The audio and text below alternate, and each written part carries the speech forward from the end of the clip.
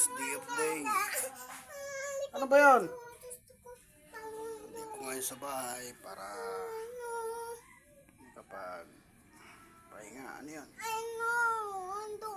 Ay, hindi pwede yan.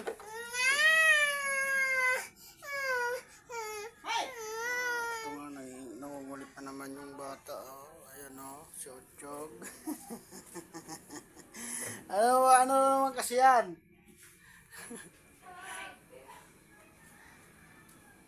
Si nanay ko.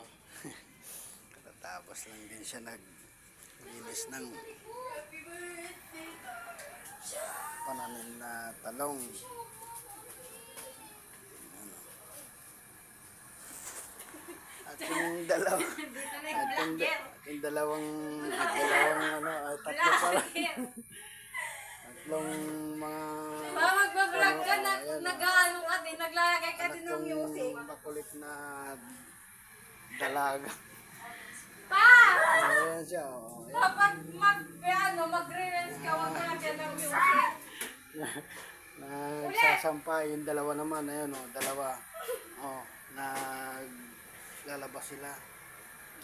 Pero kung sila, gusto nila magpabayad. Yung bayad sila. Meron ako bayad. Pero sabi ko utang lang muna. Kahit sa susunod na sweldo. Pwede naman yun eh. Sabi na eh.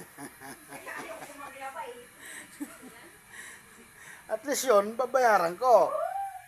Oh, at may kon kayo pambaon. Hindi. Bibigyan ko sila pambaon.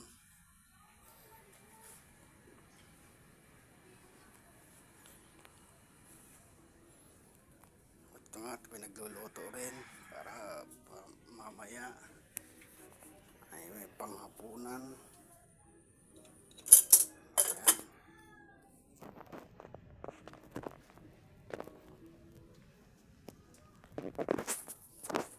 Luluto rin ako ng ulam.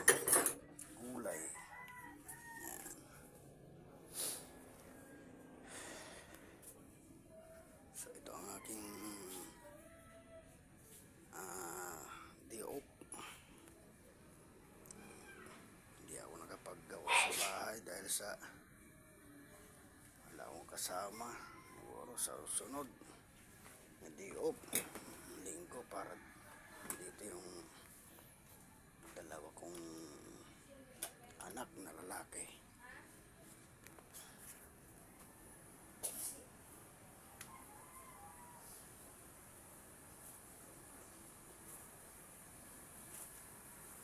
Ay, pagpahinga rin para bukas ulit.